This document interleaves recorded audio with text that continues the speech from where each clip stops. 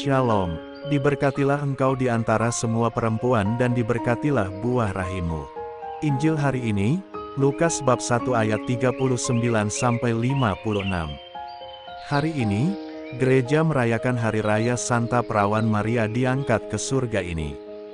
Bersama gereja semesta kita menghormati Maria yang telah mengambil bagian dan berperan besar dalam sejarah keselamatan umat manusia, sesuai rencana dan kehendak Allah untuk menyelamatkan dan membahagiakan umat manusia.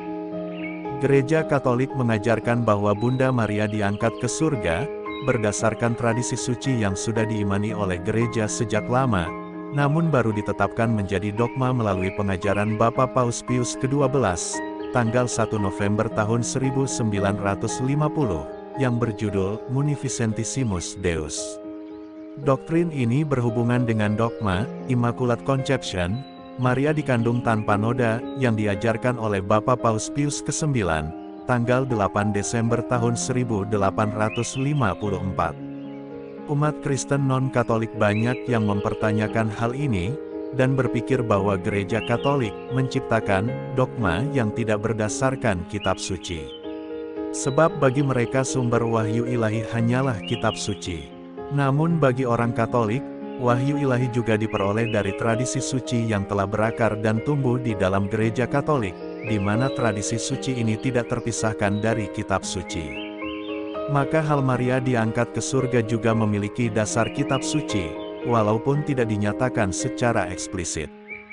Jadi jika gereja Katolik mengumumkan suatu doktrin, itu sebenarnya hanya mengumumkan apa yang sudah lama diimani oleh gereja, dan bukannya sesuatu yang baru tiba-tiba ditambahkan. Dengan pengertian yang sama, maka dogma Maria dikandung tanpa noda, dan dogma Maria diangkat ke surga merupakan pengajaran yang telah lama ada dan diimani oleh gereja. Yang nyata ada dalam tulisan para bapa gereja, dengan otoritas dari Tuhan kita Yesus Kristus, dari Rasul Petrus dan Paulus yang terberkati, dan oleh otoritas kami sendiri, kami mengumumkan, menyatakan dan mendefinisikannya, sebagai sebuah dogma yang diwahyukan Allah, bahwa Bunda Tuhan yang tak bernoda, Perawan Maria yang tetap perawan, setelah menyelesaikan perjalanan hidupnya di dunia, diangkat tubuh dan jiwanya ke dalam kemuliaan surgawi. Munificentissimus Deus, paragraf 44. Pada saat Paus Pius ke-12 mengumumkan dogma ini, ia menggunakan wewenangnya sebagai magisterium, dan ia bertindak atas nama Kristus untuk mengajar umatnya. Perlu kita ketahui bahwa Bunda Maria diangkat ke surga, dan bukan naik ke surga. Diangkat berarti, bukan karena kekuatannya sendiri, melainkan diangkat oleh kuasa Allah, sedangkan Yesus naik ke surga oleh kekuatannya sendiri.